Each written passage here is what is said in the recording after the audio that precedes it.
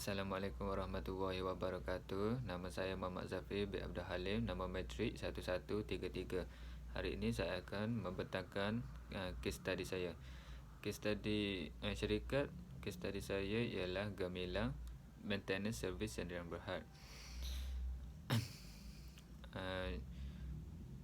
Saya akan kongsikan beberapa latar belakang syarikat ini. Yang pertama, ditubuhkan pada 20 Ogos 1996. Yang kedua, syarikat ini terlibat dalam kemudahan dan institusi komersial yang lain. Yang ketiga, syarikat ini juga merupakan poin yang ketiga, kegiatan utama merangkumi keseluruhan atau sebahagian pemeliharaan bangunan. Yang keempat, mengendalikan dan mengekalkan perkhidmatan melalui in-house team atau melalui pakar kontrak berlesen mengikut keperluan khusus. Scope of business dia ada 3. Yang pertama, pengurusan aduan, bekerjasama dengan pemilik dan berkomunikasi dan mengenal pasti peluang pendapatan tambahan melalui penggunaan ruang seperti iklan dan penyewaan laman web. Poin yang kedua, peluang pendapatan tambahan, menyediakan perkhidmatan responsif sepanjang masa dengan kepakaran dan teknologi sehingga memastikan gangguan minimum pada rutin harian.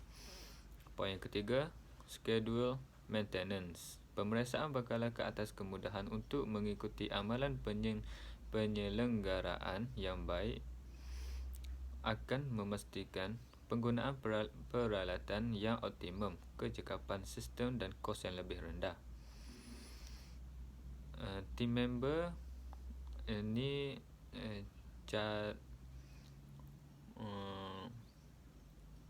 team member syarikat ni dia ada terbahagi pada 3.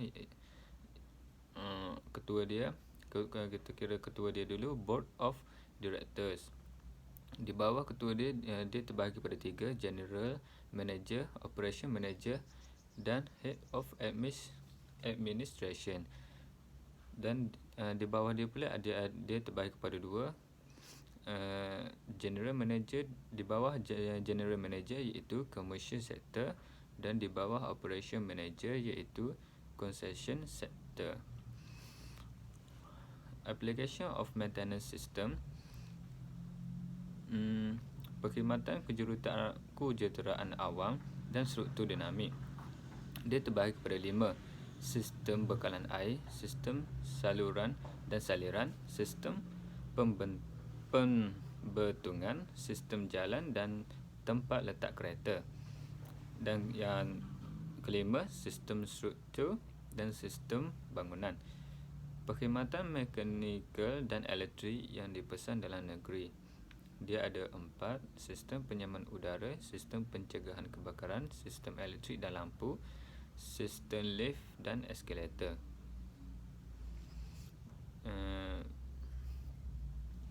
Ini merupakan syarikat yang membuat ni adalah contoh-contoh perkhidmatan yang syarikat ni yang buat. Ini adalah contoh-contoh syarikat ini melakukan. Yang kelima, weakness ataupun problem yang dihadapi oleh syarikat tersebut. Terlalu banyak pesaing dalam perkhidmatan yang ditawarkan. Contoh, banyak syarikat-syarikat tempatan dan luar negara menawarkan perkhidmatan yang sama. Poin yang kedua, kesukaran mencari sumber atau pembekal. Contohnya, bekalan hanya boleh didapati di luar negara. Mengambil jangka masa yang lama untuk menerima bahan mentah. Poin yang ketiga, syarikat ini terpaksa menawarkan perkhidmatan mereka pada harga yang tinggi. Contohnya, pelanggan kurang berpuas hati dengan harga yang ditawarkan.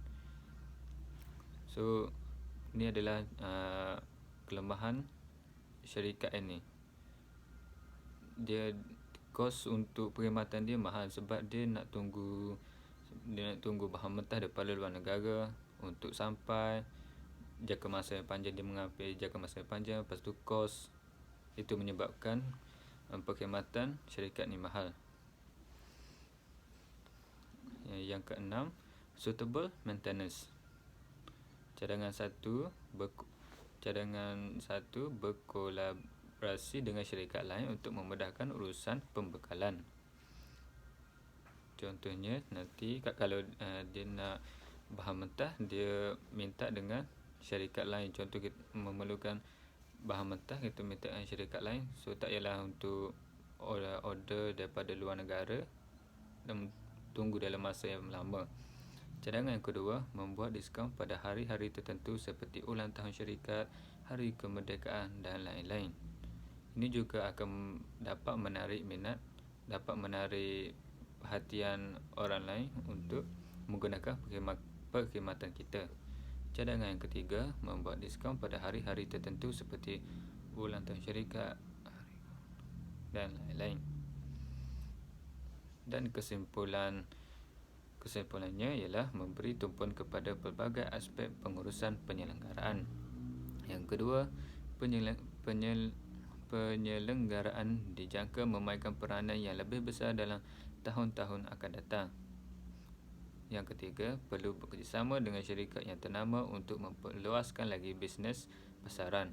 Yang keempat, bagi memenuhi cabaran ini, penyelenggaraan perlu menggunakan teknologi terkini dan kemahiran pengurusan dalam semua bidang aktiviti untuk melaksanakan peranan yang berkesan